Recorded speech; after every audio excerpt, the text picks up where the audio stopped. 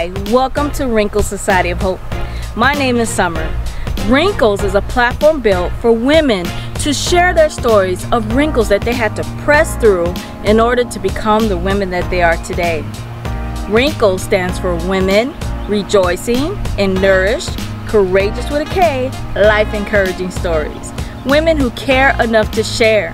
I would love for you to come to our Wrinkles family and share your story to provide motivation and encouragement for some other woman. Now today, one of those courageous women has come to share her story. And if you enjoy her story, give her a thumbs up and hit subscribe and share to my YouTube channel. I can't wait to hear from you, and I hope you have a great day.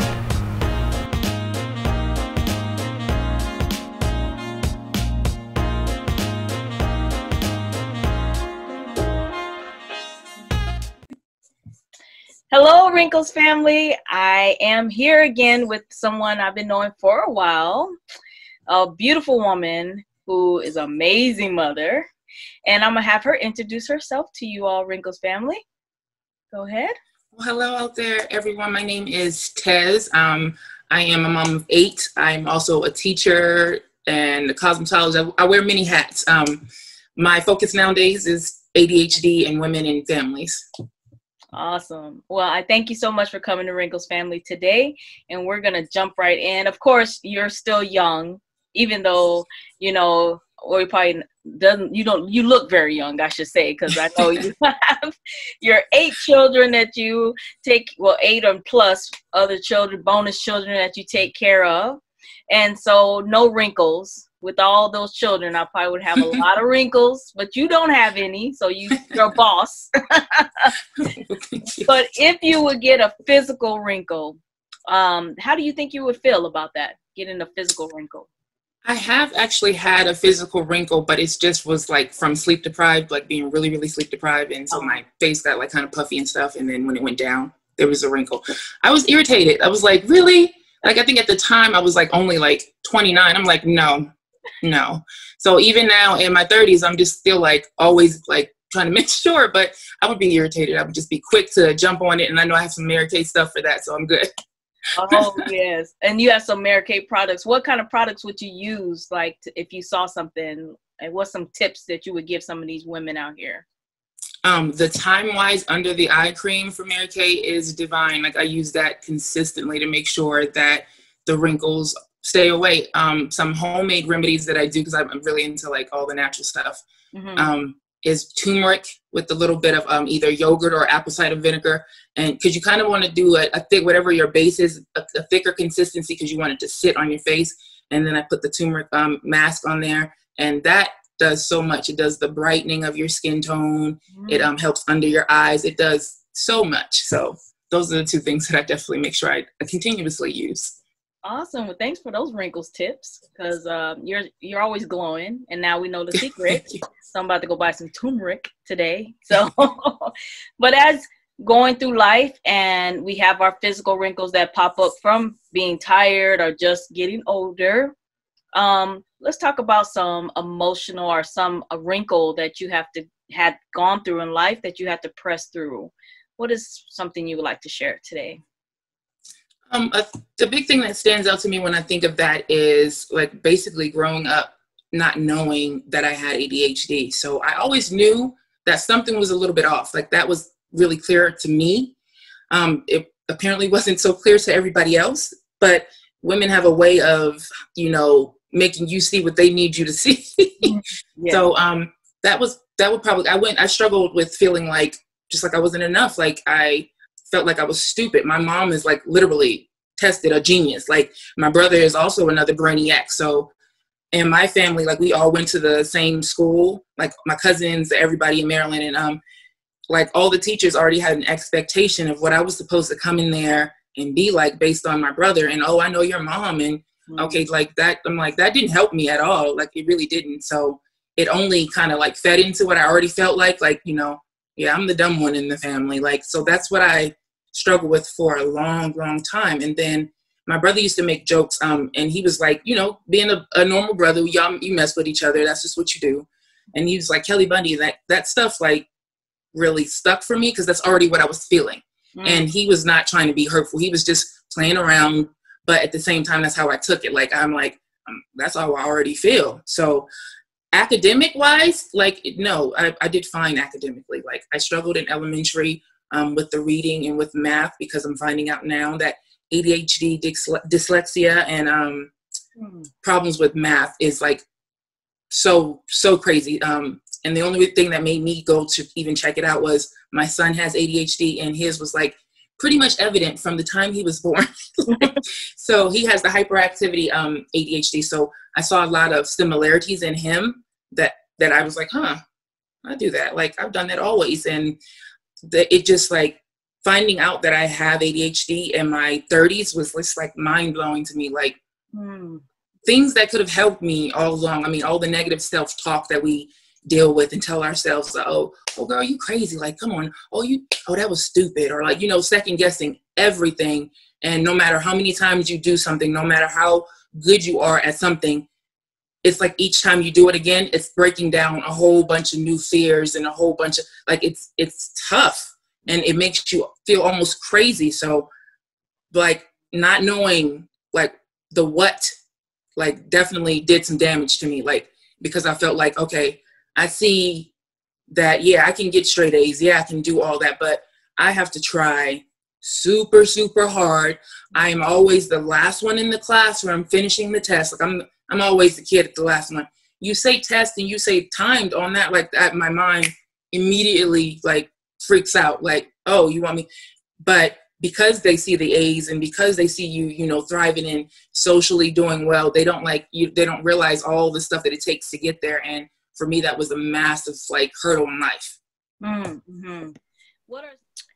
So, just thinking about the things you said, what do parents maybe need to think about, or, just probably zone in on, so that maybe some of these kids won't be missed, or, some people, grown-ups, that might be like, oh, I'm having some of these things too. I might need to be evaluated. What are some of those things that maybe be some things they should think about?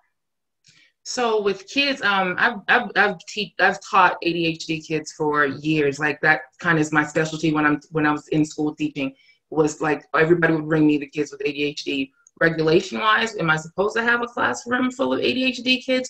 No, but because that's kind of the area where I excelled, like we made it work.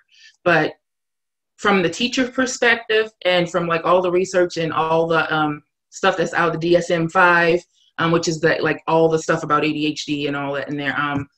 The key prominent things, especially for girls, is like the zoning out part. Like they'll just seem zoned out, or they'll always like seem like they call you ditzy a lot, or the really chatty girls. The girls are kind of, you really need to pay attention to, because a lot of times it's not because they're trying to be like defiant or disrespectful or anything like that. It's just when you have ADHD, certain parts of your brain develop slowly. So on any general basis, you're kind of like 3 years behind everybody, only in certain areas. Mm-hmm. So our brains don't process the information the same way a neurotypical brain would process this information. Mm-hmm. So let's say somebody with ADHD, you maybe can give them 4 tasks at one time to say, hey, I need you to do step 1, step 2, step 3, and step 4, and then come back to me when you're finished.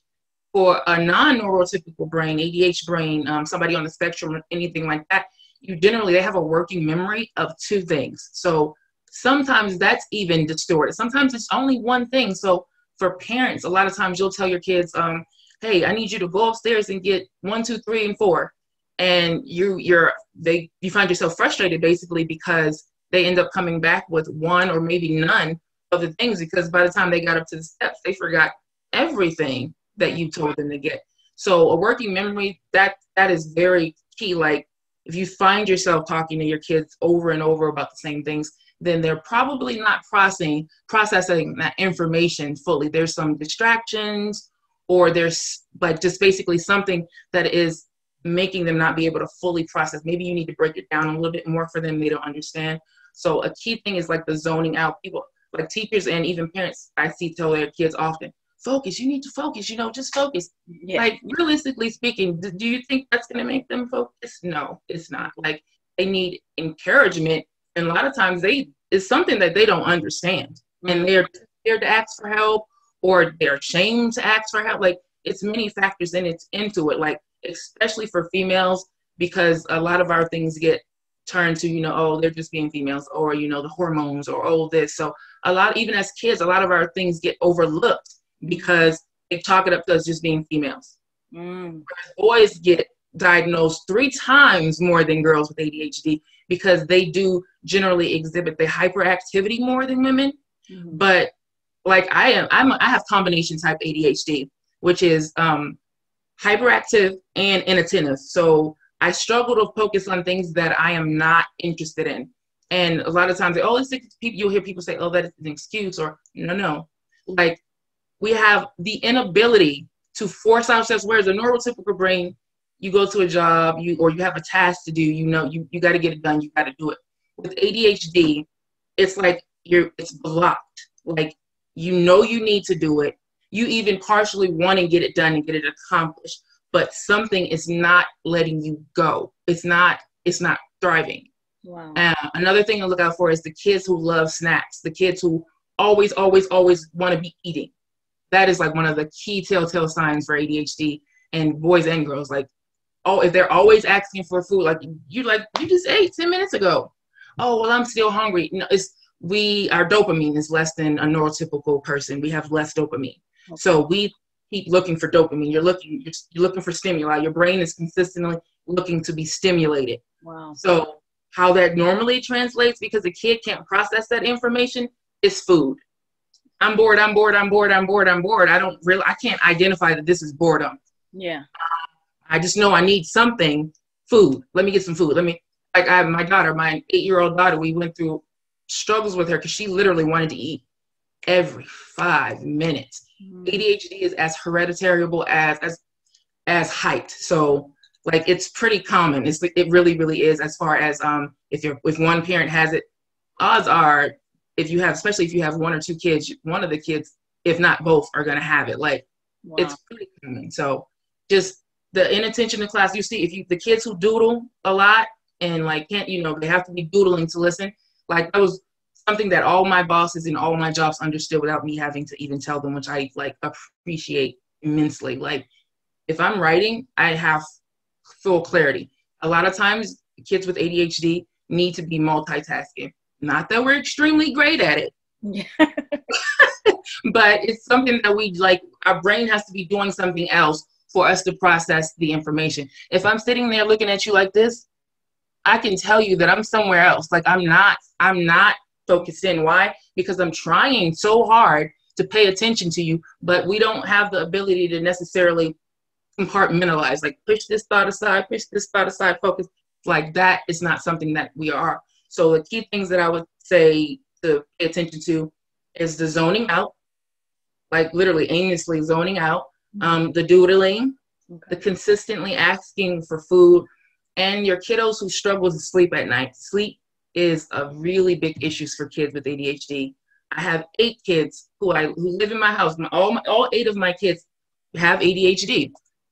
That's just how it worked out. When both of your parents have it, you kind of gonna get it. So yeah. They have it. They all are up at 2 o'clock in the morning. Mom, we've been trying to sleep. Mom, like, they just can't sleep. We've done medication. We've done melatonin. We've done so many things. It's just an issue because at night, our brain decides to fire rapidly. And so we're energized and we're up and we're ready and we're doing so much, where during the daytime, for me, early in the daytime I'm like really energetic. Then we come to the middle of the day, I am so tired and so sluggish. And that is like a commonality with ADHD. You're up in the morning, you're generally fine right away. Some need their coffee, but that middle of the day is the hardest part of the day, which of course, that's the biggest part of the day. That's where you're supposed to be getting the most productivity done. Mm-hmm. But we're trying to fight the fact that we're so tired and we're so out of it. But then we tell ourselves, oh, we're going to go to bed early. We're going to do this. We're going to do that. And here's 3 o'clock, like, still woke. No. And a really big battle. Like, for instance, for me personally, last night, my 8-year-old, we in here at 2:30 in the morning and there's no TV on. I have all my lights out. We're just sitting here because like we can't sleep. and I know not to get started on something because then I'm really not going to be able to sleep. So just those few tips are like really prominent signs that often even doctors don't think to think about. They'll try to put you on this sleeping med or that sleeping med, or they'll try to give you something maybe to help you focus, but they never break it down. And what I try to do for people is give you information to help with the medication. Like, medication is not for everybody. Yeah. I personally, none of my kids are on ADHD medications. Okay. I am on ADHD medications because the rapid fire and thoughts have become a major problem for me. So I have to like find a way to slow them down. Okay. But my kids, on the other hand, I just make sure we use timers, and we use so many different tools and tips, which I'll be posting to like all my different pages and things. But we use so many different things to help people get through their day, like without medication. Like, that's not your thing, you know? Wow. Thank you so much for sharing that information. And like you said, we're going to share it at the end, that how people can be in contact with you and follow you. But let's talk about you being that young girl, not really knowing what's going on and having to deal with those emotions. What would you tell her now? What would you tell that younger girl going through all that? I would tell her to be yourself. Just be you. Don't try to conform to anybody else's, expectations, because at the end of the day, one, it's never going to work. Like, one thing about me is my personality is my personality. It is very strong. And no matter how hard something gets, or no matter how bad I may feel or other people may be against, whatever it is, like, at the end of the day, that's the one thing that I do thank God for about the ADHD piece. Like, it's a lot of things actually that I thank God for, because it's not all negative. It's definitely not. But ADHD does give me the ability. And I used to hate it as a kid. Like, oh, sometimes I just want to be mad at people. Like, sometimes I just want to be, I don't have that ability to be mad at people for extended periods of time. Like, I'm irritated with you in that moment, and then it's done. And that, I'm very thankful. That plays a major part of my personality. But I didn't know that then. I didn't know that, like, it was still me continuously trying to, fit in this box and fit in this box and fit in this box. And it just didn't work for me. And I even as a kid, like, adults would tell me that I was like, oh, you're very intimidating. Just like from a kid, I had people telling me that. And I started to think that there was something wrong with me. Well, like, I'm like, dang, like, what am I doing to intimidate people? I don't understand. Yeah. Like, it messed with my mind. Like, for some people, maybe that would have like built confidence, or I don't know. That didn't do that for me. Like, it really messed with my mind. So I would just like really dive into telling myself, you know who you are. Like, stop letting other people change that. Because I had to deal with, like, I'm a preacher's kid. So growing up in church in Maryland, and growing up, then moving to Arizona, and then church in Arizona, it's night and day. Yeah, I bet. It's just night and day. And so I'm used to dancing in the church and doing all, like, that's what we did that. Like, that's what we did. Dance is a big part of my identity. So think of that. Think of how big dance was, like, major. I majored in college, and that was my first major in college, was dance. Like, dance was that big of a part of my identity. I cold turkey stopped because I got tired of people telling me that dance didn't belong in the church, and dance was not a career that you could have and be successful at. And yeah, you're amazing at dancing, but dance is not, like, I got sick and tired of hearing it, that I was just like, you know what? All right, maybe it's not for me. Maybe that's just not my. So I would just have told myself to stick with it. Even singing, I sing. I've sung my entire life. My entire family sings for the most part. Yeah. I stopped singing because in Maryland, being the preacher's kid, he was always the one they called to sing. Like, me, it was me and my brother. All right, Keenan and Tejna, come do the solo. Keenan and Tejna, give them their note. Keenan and Tejna, like, and it was fine. It's not a problem. But like, we kind of got burnt out. Yeah. When we moved to Arizona, we told my mother, we were like, we quit. We're not singing. We ain't joining the children's choir. We're not doing the worship team. We quit. Like, and she was like, yeah, but she allowed us to not do as much because she knew we really was tired. Like, from living in church, basically having a life of every day we was at church. We was at church every day of the week. Every day, all day. And y'all, if you know anything about East Coast services, they nothing short. Every day, all day, we was at church. And I mean, I was cool with it. I loved it. Like, I got to see my cousins every single day. Yeah. So it was cool, but at the same time, it's stuff that I didn't know, stuff that I was very unaware of, and I was trying to put myself in places that really I didn't need to be. It didn't matter that so and so thought that I shouldn't be doing this, and it didn't. None of that matter. And now I'm sitting here trying to make sure that I have not wasted the gifts that God has given me, because I took so much time off trying to fit into other people's boxes and conform to what they thought I should be doing. Tez, you're so smart. You can't, even now, you can't possibly have ADHD. You're so smart. Okay, ADHD does not have anything to do with intellect. It has nothing to do with how intelligent a person is. It has everything to do with how they process information and what it does to your body, because it's not just the only mental thing. Like, it physically does things to you. So it's more than just what people think. Oh, squirrel. That's the most common thing you hear where squirrel. Oh, okay. Yeah, we get distracted easily, but it's much more than that.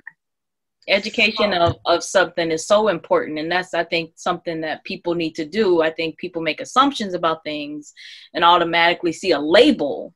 Right. And then they say, well, this is how this person should be. Well, no, it's not. Like you said, it's not a square box. And that's really something that people need to stop doing and educate themselves on certain things. And I'm so grateful that you're coming forward to provide some education to people. And as of today, the person that you are today and all that you went through, and if you had a shirt made, what would be a phrase or a word that would describe who you are as a woman today? That's funny that you said that, you asked that, because I have two quotes that I live by, and for most people they're like, those are the quotes, and I'm like, for me, that they do it. And one is a dream is a wish your heart makes. Mm-hmm. Like, for me, that says so much, and I have that plastered on t-shirts already and stuff everywhere. Like Walt Disney hit the nail on the head. Like, a dream is a wish your heart makes. I love it. And then the other one was that just you are enough, because too many people walk around feeling like they're not enough. And like, my daughter contracted a rare condition in the 4th grade. She's now in the 10th grade, and she went through so much. But God is a healer, because she no longer has Cindy Ham's career, and we're building her back up. But that was a big thing that she battled with. You have a kid that went from getting straight A's on a roll consistently to not even barely being able to tell you what 1 + 1 is, because the amount of seizures she had and the amount of meds they had her on, like, she could barely get anything out. Like, it was really bad. And biggest thing that I see in kids and in women and just in people is a feeling of not enough. And I'm like, if I could just get everybody to understand that your worth is not contingent on what other people think of you, yes, man. Speak on it. Yes. The world will change, right? Right. I love it. I love it. So what are you working on? What kind of things? I know you're providing education. How are you providing that education for people in the community? So right now I have an Instagram page where I provide knowledge and information, and I do some low-level ADHD counseling right now. I'm trying to basically just build up the information on Instagram, and that is, my page is tez.naima. And I just basically am highlighting all the stuff that they don't tell you, and even just the stuff that people don't just know about. So trying to make sure I get information and loads of tips and tools on there for people to be able to navigate through life when they feel stuck. And right now, I know a lot of people feel stuck. So Instagram and Facebook, same thing with Facebook, just loading all that. I'm working on a blog and my YouTube channel right now. So they are coming up, which it will be more like humorous stuff that happens with ADHD, because it's a lot of funny stuff there, especially when you're married to a man with ADHD. Oh. So have a blog and my YouTube channel coming up pretty soon. And then just Facebook and Insta right now is where I'm just helping different people when they need it. So. Well, I thank you so much for helping people. And this is something that's not talked about often. So I really am so grateful that you decided to come to the Wrinkles family and share this information. Definitely follow her on Facebook, follow her on Instagram. Let's, educate people. And if there's people out in the community that have, may not know or have questions about it, we're going to plug some websites and things like that so people can do more research, because as this brilliant woman, and you have how many degrees? I have 3. I remember that. Yes. So I don't want people to think that it's a stumbling block to stop you from getting to your goals and your dreams. I have had people in the past that I can't do this. I'm not going to be successful because of this. No, there's nothing that can stop you. It's just having the tools and people like Tez to provide education and hear her story to know that you can be successful. So thank you so much for coming to Wrinkles, family. Thank you. Thank you for having me. People need to know information. So I love what you're doing. I love the platform that you're Wrinkles, that you're talking to women about some of their deep pain, and people need to be heard. So I thank you for doing this. Thank you. Bye, Wrinkles.